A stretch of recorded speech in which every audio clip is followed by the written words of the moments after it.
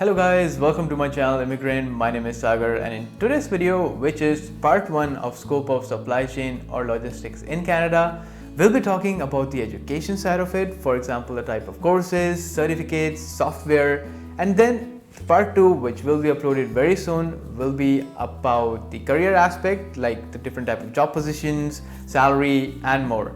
It's just like the other videos that I have on the scope of food industry and digital marketing in Canada. Check them out later if you want. So without any further ado, let's invite our guest.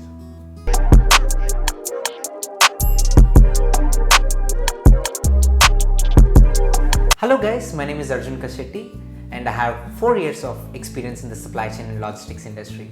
Today I am here to share my experience.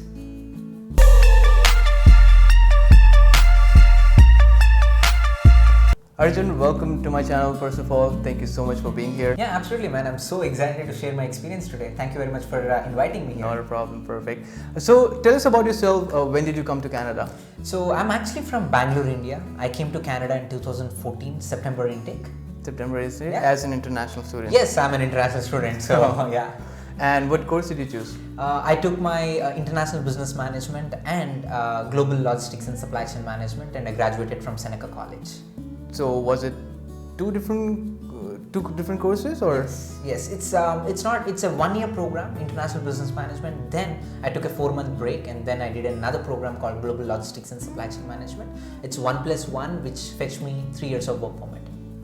And post-graduation, right? Post-graduation. Why did you choose 2 different courses? Yeah, absolutely, pretty interesting question. So I did my BCom in India. So when I thought of coming to Canada, I went to a lot of consultancies, and I was not really skilled in a particular skill set or an area. So they did mention that go with an international business management program, which gives you that opportunity to touch upon marketing, accounting, supply chain and logistics and so on and so forth. And then you can excel in one particular area and you can look into the job. So that's why I came to do international business management, which gave me good understanding towards how Canadian business and Canadian job market works.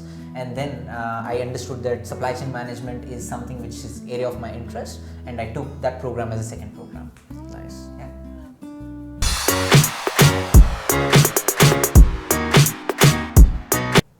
So as you mentioned that you did post-graduation diploma, but there is an MBA as well, right? Which one would you recommend?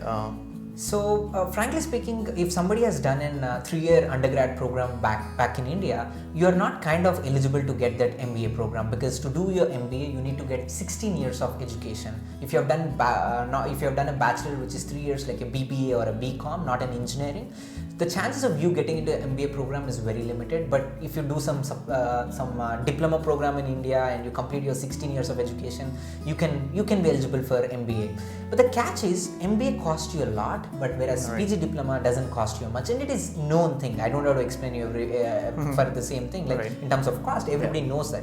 And the second thing is PG diploma is designed in such a way that it will really help you out to get your job, and they only focus on the job skills. That means if you do a PG diploma program, the chances of you getting a job is really high in terms of skill set wise, because they train you to a particular thing. But when it comes to MBA, they coach you on a bigger scope. They teach you the theoretical part, they teach you more in deep subject, and it is expensive too. So that's why I choose a PG diploma instead of MBA, because I did my BCom, which is 15 years of education. Okay, so that's actually a very good point, because a lot of people have misconception that if you do an MBA, it's easier to get a job. Do you think is that too? Yes, I mean obviously if you do an MBA, that is an value added instead of a PG diploma, because MBA is provided by universities in Canada, whereas PG diploma is provided by colleges, community colleges in Canada. But the catch is you have to understand, right? How much money you can make extra than a PG diploma than an MBA. For example, let's say you get graduated from a PG diploma, you're making $3,000 on a monthly basis as your average income. Mostly if you do MBA, mostly it may be $3,500 or $3,600. Right. It's not a big difference that, okay man, just because somebody did an MBA, he's opted upon PG diploma. Okay, it's nothing like that. But obviously it's going to be an advantage if you do an MBA than PG diploma for sure. Right, and there's always a chance, right? So for example, money is more costly, right? But once you get your PR, once you're here, then I think it's cheaper, right? Like it's less expensive if you do an MBA as a PR. So that's also an option, right? Like I have friends who did PG diploma first, and then they said they want to do an MBA. Then they, after their PR, they did the MBA. That's a smart thing to do, because why do you want to get into a debt of $60,000 studying MBA as an international student? And if you do PG diploma, and as Sagar mentioned, if you get your permanent residency, you will get a lot of credits, a lot of money back from the government, and a lot of support from the government as well, where you can do your MBA and on a much cheaper price. Right.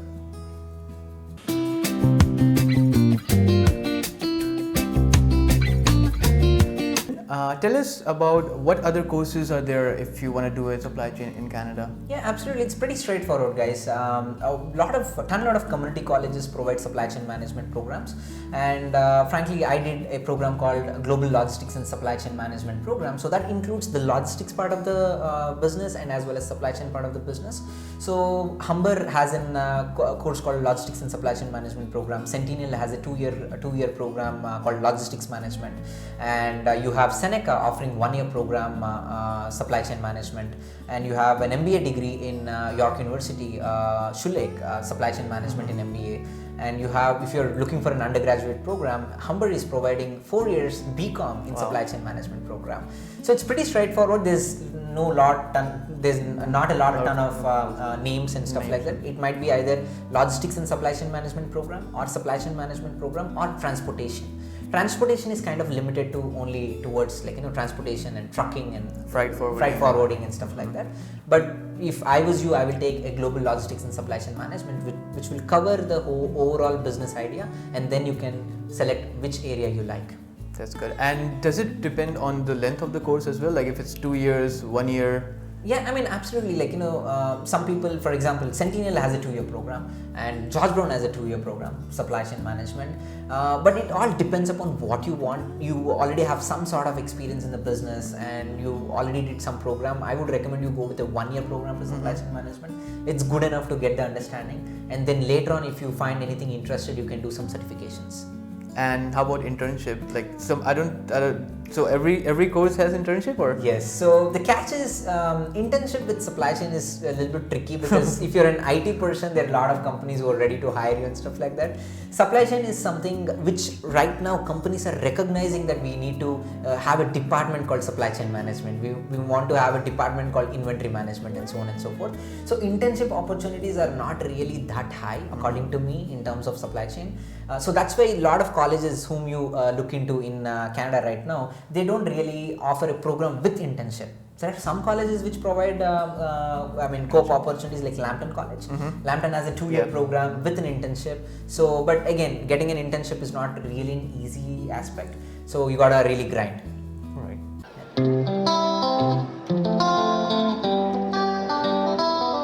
Tell us about the certifications. What kind of certifications are available in Canada if you want to do supply chain? Yeah, absolutely. There are a lot of certifications available, and if you have already done a global logistics and supply chain management program from one of the community colleges, frankly speaking, it is not really that necessary to get into a certification until unless you are already in the industry and you got a job and you want to really move on to the next level. That's where the certification plays an important role, because the certifications are very concentrated towards a particular area of supply chain. For example, inventory management, or purchasing, or transportation, and so on and so forth.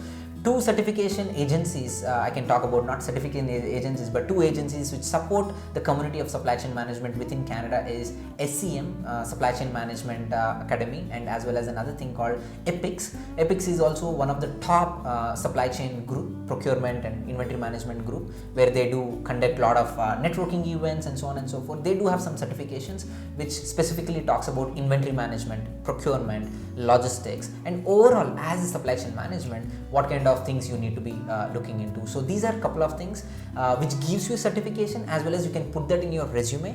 But if you are not looking for an actual, because these certifications cost you at least $1,500 to $2,000, wow. And you have to buy the books, and you have to, it's almost like a CA or CPT and stuff like that. Right. So you have to study for it, you have to write exams, and you have to get the certification, you have to pass the exam, you have to get the certification, and then you can put that in your resume. So that's why I encourage don't go to that certification when you're studying as an international international student, after getting a job, you can get into that certifications. So other than that, LinkedIn Learning, Udemy, Coursera are the best. I use them too. You don't get the certifications, but you get a lot of knowledge, and with that knowledge, you can absolutely portray that you know something in the interview, and you can crack the interview.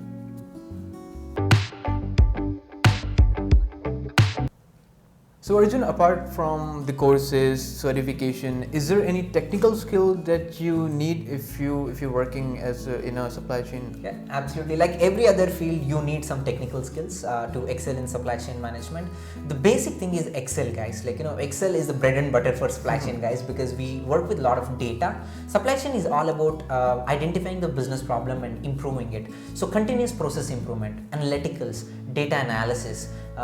These are certain technical skills which are very, very important to excel. Initially, when you get into the supply chain arena, you might not able to have all of the skill set, but eventually you need to work upon developing this. So one thing I can tell you is become a master at using MS Office, which is MS Excel, PowerPoint.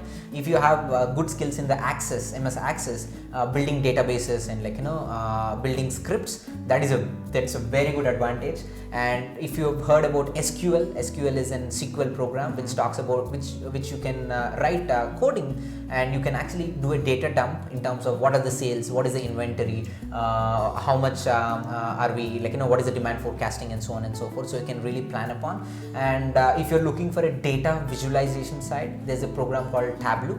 Tableau is a new software which launched in, and every company is kind of trying to adapt to that. So if you're looking for a data visualization side, go with Tableau. And SAP ERP system is something a lot of companies use. When I say large, big companies, there are small companies which use different ERP systems.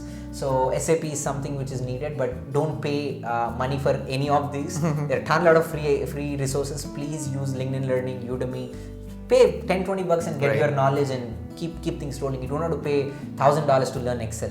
You will learn it over a period of time. So these are certain technical skills which are needed to excel in supply chain career. Right. And the thing is about these courses or these softwares, you can even do it even if you're not here, right? Like for example, if I'm in India, I can still do it, right? Absolutely. Like LinkedIn, everything is there. So you don't really have to be here, right? If you're preparing yourself, like for example, now due to COVID, not a lot of they can't come here, right? A lot of people can't come here.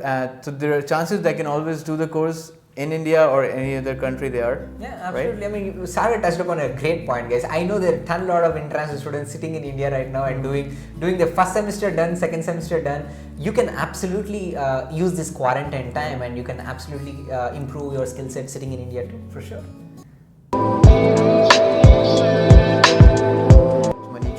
Absolutely. As a new person who's entering into supply chain management with